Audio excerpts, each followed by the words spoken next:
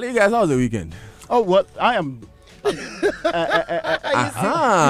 You see your life. Say that you I am see doing your well life. now. Because but the weekend I was not so well. I had a lot of work to do. Oh, so, I was here with Raymond yesterday. Charlie, Raymond's work face is not nice at all. I know, right? I saw him in the evening as well. Oh, it's like if you don't know and you ask him a question. But anyway, if we had a good bulletin this morning at 6 a.m., it's because Raymond was hard at work last night. Well, I can take all the credit, but it's fine.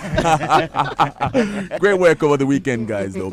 And the newspapers have also been at work over the weekend. Yes, the Chronicle is reporting this morning assassination attempt at NDC primary at Ofuasi Ayerebi. Okay, so that constituency became popular because of Kojo Nkrumah. Yep. So the NDC trying to choose their candidate, there are some problems there. And there's also PDS booted out. New company to take over ECG soon. And Seshi Ampabame gets new school building. I love the way you said the Ampabame. Really? Yes. Is there a story behind it? Oh, no, I mean, clearly. It's really, anyway, on the front page of the Herald newspaper, police hiding DNA report and bones of missing Takrade girls, senior minister and national security minister spark confusion. Give conflicting report on $1 million contracts Bright Akwete cites Akufo-Addo for contempt over suit against National Cathedral and PDS dead and buried. But secret recordings on ECG hijackers out soon. Now, the Daily Guide is reporting this morning the PDS stories on the front page. 16 killed in gory accidents over the weekend, and the Daily Guide calls it bloody weekend. And don't betray Ghana. Former President Rawlings to minors and a fake lawyer has been busted. The Chief Justice will be very, very disappointed in this guy. Anyway, that's on the front page of the Daily Guide. On the front page of the New Crusading Guide, government exposes NDC, terminates PDS concession, hired army military, demolished properties at Otinibi, and GNPC boss dragged to court for overstaying retirement age at post. Now, the Finder is reporting this morning, poor Wasi and BC results are very disturbing. This is from the minister who's in charge of business development, who challenges stakeholders in northern Ghana to end it because he believes this is a big problem there. Now, National Security denies Mohammed's Asuchari training claims, and government donates 50,000 relief items to flood victims. And this is in the Upper East region, where the situation has been very terrible over the weekend prior to the intervention. Okay, well, the Daily Statesman, Raymond, are reporting that they have an exclusive on PDS. PDS out, but PSP still on. Exclusive, the way forward. So that would be interesting to find out. GRA issues is okay. Don't say anything. If he's a statesman, and what I have seen on Gabi Asarachi, that could Facebook is anything to go by. I know what the way forward is. GRA issues new directives on auction of goods at ports. Military equipped to fight terrorism, assures President Akufo-Addo. The Ghanaian Observer is reporting this morning that NDC lies over PDS exposed, and Bamia visits victims of Upper East rainfall disaster. Parliament resumes sitting tomorrow, and Nana B, the NPP youth organizer, Eslousu, who is Minister for Communications, rally Ablikman West Youth for election 2020, and she's also the member of parliament for that area. On the front page of the Gold Street Business, retail deposits now insured. Government loses 1.2 billion Ghana cedis in downstream petroleum taxes, and cyber fraud sees 194% increase in 3 years. 194. Yes, Yeah. percent. That is why we are charging CST exactly 9% so that we can deal with the matter. So without the CST, what have we been doing? Hey, Eslousu would thank you this morning, Raymond Nakwa. Okay, now the Ghanaian Times is reporting this morning. Official government chooses replacement of PDS, opt for termination of contract with ECG, and the fake lawyer being busted on the front page here. Now, Johnson has the numbers to pass Brexit deal. That is world news on the front page of the Ghanaian Times too. Don't use CSSP as bargaining tool in cocoa sector. This is Child Rights International's Bright Appear out there. Okay, and finally from me on the front page of the Daily Graphic, government to cancel PDS pact, committed to private participation.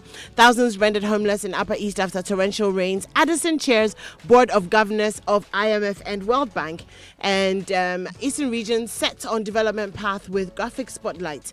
Dasibre Professor Otibuate. Now, let's start with the very first story.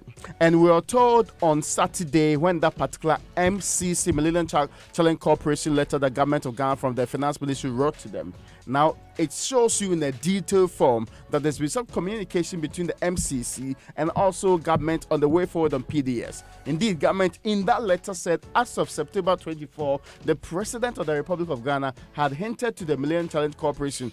They are important because they are the people who brought in the compact.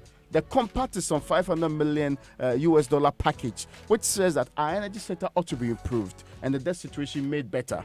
Now we needed, and they needed to pump in some money. Already we took some amount of money from them when we started going through the procedure for getting a private sector participant in the energy space. And we have been explaining to that this is different from privatization because people are not buying the institution. They are just helping improve it for a period of time.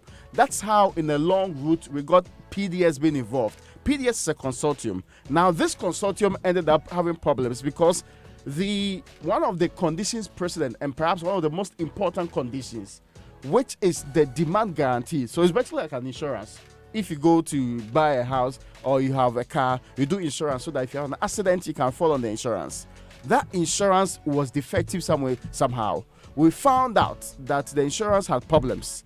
Now, there were two teams sent. First, government owned.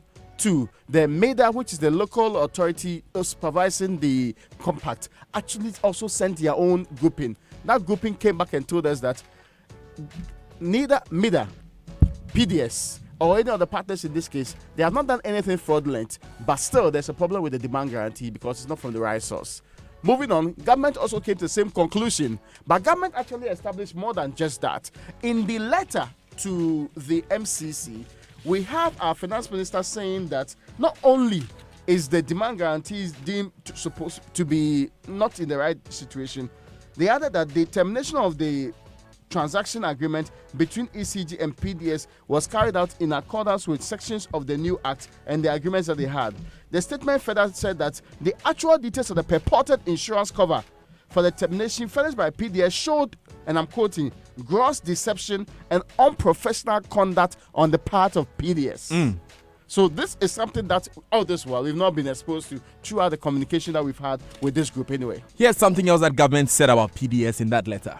PDS forwarded to MEDA payment securities for onward presentation to ECG. The presentation of that payment security amounted to the making of a false declaration and a misrepresentation of facts. Those are some very definite statements that government has made. I want to know what the response of MCC would be and if any action will be taken against these people. But of course, those are some of the questions we'll be dealing with on the show a bit later. So you want to stay with us for that big conversation. I want you to answer for me. Is the termination of the PDS contract a good decision? Text us on 0244-340-437 on WhatsApp and Telegram. There's a poll on Twitter at Joy997FM. Remember, the hashtag is JoySMS. Now, though, to the Boom Commander. Isn't that what we're calling ex-President Jerry Rawlings this morning? I just said Boom Commander. I don't know who you're talking about. Well, he's the one I'm about to talk about. And he's been speaking over the weekend, former President Jerry John Rawlings. And he says that the growing lack of patriotism in the country is very, very, very bad. He describes it as Ghana's biggest challenge, adding that our patriotic sense and responsibility is lost. Now, he was talking about illegal mining. He was talking about the fact that entire mines have been destroyed, talking about the fact that there's been a failure of supervisory agencies as well. And quote unquote, he says, until the average Ghanaian recognizes the need to show responsibility first to himself, family, and environment, we will continue to experience economic, social, and political poverty. And that's what the former president has been talking about, hoping that we will re-find our sense of patriotism. He's also been talking about some former ministers who really helped him in his tenure. Scheme deployed by PDS suggests that the lives of the late comrade Ebotewia Fred Ohini Kena, who has recently passed, Dr. Kwesi Bochwe, Kwame Pepra, and P.V. Obeng, to mention a few. Oh, the late P.V. Obeng. He will always be missed. And Professor Kwesi Bochwe, who people were thinking would run against Mr. John Mahama was mentioned. Anyway, some drama of the NDC politics will be with us later in the year, but we would move on now, Raymond. Yes, the National Security has been refuting claims by the NDC that it has some people it is training at their Suchari Training Center to make sure that they stabilize the state when it comes to elections 2020. Now, the NDC said that the governing party has already sent some groups there whose main responsibility is to train and be equipped with skills to be able to cause the kind of mayhem we saw at Ayawasu West Wuogon in the next election. Now, the National Security says every single claim by the former President John Dramani Mahama and the NDC that the government is training its vigilantes there is completely false. In fact, they believe that the training that's currently happening there is for regular staff. And since 2009, recruits into this outfit have been provided with standard training. No persons other than regular national security staff are trained by the secretariat at the facility. Although the facility is owned by the national security, it's managed and run on a daily basis by Ghana Armed Forces. Other non-security state agencies and private institutions also use the same facility. So they are hinting that maybe the people you saw there may belong to a different institution, different from what we know to be. Now, the man who signed this statement is the head of Public Information Department at the Ministry of National Security, and he put out the information there. The interesting comment that comes about, you remember Double, right? Yes. Double, when he went before the Ayawasu West Wuogon Commission, made the point that he was trained for 3 weeks and that the previous phone seller, who had no security background, is actively now engaged. Of course, he said he learned how to handle guns too. And his conduct on the ground is very much known. The response and the recommendation for him to be dealt with, according to the Ayawasu West Wuogon report, is also clear. If you juxtapose that, can we as a state be convinced of the people that are being trained at this place? Even if it's for 3 weeks, 2 weeks, 1 year, 1 month, especially when an example of same is Double. It's a very important question you raised, and I'm sure government must respond to that. But they must also respond to the rising number of people in Imwa who are dying on our highways. So 5 persons, including a 3-year-old boy, very, very sad, died in a head-on road accident at Gomwa Odumase on the Cape Coast Highway on Saturday morning. Now, this accident involved a Mercedes-Benz Sprinter, which was coming from Accra towards Cape Coast, and a MAN diesel truck, which was loaded with goods from Abidjan towards Accra. Now, what happened was that the Sprinter was full of passengers, and it tried to overtake, and in the process of overtaking, rammed head-on into the MAN diesel truck. Now, 2 of the passengers were trapped in the front seat of the passenger bus, and the Ghana National Fire Service had to intervene to remove them from the wreckage. 4 of the passengers on the bus died on the spot, and the 5th died on arrival at the hospital. Now, this accident caused a lot of traffic on that stretch for a while, mainly because a lot of people were shocked, and so they would just stop and look at what was happening. But yes, accidents still a big thing, and I think Raymond also has a story about accidents. Yes, but let's skip the accident subject and talk about another very disturbing issue, which is the performance of the BEC. Yes, the Minister for Business Development is very worried about the rate at which people who write exams at the BEC level and also those who are able to make it to the senior high school level fail in the northern region. He says over the years, there's been a steady decline in the passes from both levels. Now, why is this problematic for him? He understands that over the period, government has done a lot of things to try and improve performance over within these groups. You do recall that during Nkrumah's time, there was introduced a special scholarship scheme, and this scholarship scheme was to make sure that everybody gets the opportunity to go to school. And the main problem of specifically finance was removed from the problems that students will have when they are going to school. He's saying that the expectation is that this would have improved, just like the expectation was that free SHS would have improved the kind of standards we had at the senior high school level. He's not believing that that's currently happening, and that situation is why he's complaining. Finally, his complaint is that they need there's an urgent need for a consultative meeting of all the stakeholders in the education sector in the northern region to be able to get solutions that would improve the chances of the students there, not at the SHS level alone, but also at the BECE level. Because the expectation will be that if you pass and go to an SHS, you're supposed to pass and go to the higher levels too. On the average, we know that the senior high schools, when people say the exams, almost 70% do not get to go to the universities. That 70%, the situation is worsened for the northern region. So that's how terrible it is for him as minister who is from the area, and why the police ought to fix the main problem, which is education. I am glad that we are finally seeing some passion and some concern, Raymond, about the outcomes of the schools that we are building. Not just the inputs, being finance and other things. Yeah. Exactly. Those BEC candidates need to come out able to compete globally. And at the moment, the early grade reading assessment is saying that only about 3% of the basic school pupils can read. And so it's a problem that we must look ordinarily, we should ask 97% of them to retake virtually every exams and go through the education system again, if we really mean to improve their lot. I think that if we begin to look at this as a failure of the teacher rather than the failure of the student, we would really think differently about these statistics that we churn out every year. So, for example, a promotion of a teacher will be based on whether or not the teacher, has brought out the right student. But I know there are factors that are beyond the teacher's control too. Yeah, of course. I was just going to say that, Yes, that if the child refuses to learn at home, if the motivation to learn is not there, if the child is burdened, and that's important too. That child spends so much time in the farm. In the family or the farm. Trade and other things. By the time the guy sits in the classroom, they're tired. He's extremely tired. But he cannot participate in the exercise. But that anymore is exactly the challenge, because we don't pay enough attention to the mental health of these people. Yes, we don't. But before I do that story about mental patients at the hospital, I also wanted to talk about what you were just saying. It's also about the quality of teachers that are being churned out and the way that they are taught and the way that they are equipped to teach.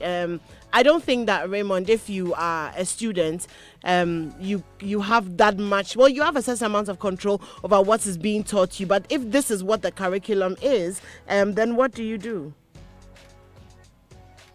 But it's the same curriculum that's taught in these private schools where the kids pass. No, I'm talking about the teachers, the training of the teachers. Yeah, of course. But what I'm saying is that... But mostly, forgive me, the kind of private schools we have in this country, we actually have teachers who have just left senior high school teaching in the private schools. That's the point. Predominantly. And they are the ones who are churning out the better students in this case. The people who are properly trained in our teacher training institutions are the ones who are not producing the kind of students that they should produce. So perhaps you're suggesting the problem is with the teacher training colleges? Well, that's what you suggested earlier. They say that they have reformed that because they moved into how do you call it? Colleges of Education. Colleges of Education. Oh, yes. But in Finland, all they did was they increased teacher salaries and incentivized the best and brightest students to become teachers. So that's the input into the training colleges. There's an indication you are putting in there which is very interesting. Some have said, and look to your class, the people who end up being teachers, are they the very best of people in your class? Okay, my mother is a teacher, so was my dad. So I'm going to move carefully away from this subject. Let's do mental health now. The Accra Psychiatric Hospital is urging individuals and families who bring, and I remember when we went there, it was such an issue for them, the fact that people come bring their family members and basically abandon them. Now, the Deputy Director of Nursing Services, Mr. Emmanuel Papa, good morning to you, has expressed his worry about the situation. He's saying that right now they have about 400 patients. Out of the 400, about 70 patients have been totally abandoned by their families. It means that when it's time for them to be discharged or when they have medical bills or they need to buy medicines, there is no one that they can call and there's nowhere for them to go to. He says that what happens is that when relatives bring their family members in, they'll give you their contacts, they'll talk to you, they'll make it seem like they're going to be very involved in their care. But once they leave, then that's it. And after a few weeks, you're calling them and you can't find them. And so he's saying that it also happens that a lot of these patients are then kept at the mental hospital because there is nowhere for them to go. And we encountered that when we went out. He talks about the fact that, and I say this all the time, so much of mental health illnesses can be treated. Schizophrenia, depression, bipolar can be managed and can be treated with the right amount of care. He also said that one of the big issues which we know is that a lot of families see some of these mental disorders as spiritual when it is actually not the case. Thank you very much, and I agree that we must begin to look at mental health issues as they are and treat them as we would any other kind of health condition. Let's go online now. And the online news review is brought to you by Zenith Bank in your best interest and Goil Good Energy. Goil, your trusted indigenous and #1 oil marketing company, says Ayiko to our numerous customers. Your loyalty to the Goil brand has been rewarded again. We are now CIMG Hall of Fame Petroleum Company of the Year after 3 consecutive years of success. We dedicate this award to you, our esteemed customer, whose loyalty to the Goil brand we cherish. Always visit any of our 380 plus service stations for quality fuel, lubricants, and unmatched customer service. Buy Goil, Go Ghana, Goil Good Energy, Goil Yenara Yedia. Now travel light, shop light, pay light, and live light with Zenith Bank's array of electronic banking products. Whether you're a corporate entity or an individual, Zenith Bank has an electronic product to cater for your unique financial needs. Sign up today for Zenith Bank's electronic banking solutions and enjoy the convenience of banking on the go. Go light with Zenith Bank. It's faster and smarter. Zenith Bank in your best interest. We're going to take just a few messages, but when we come back.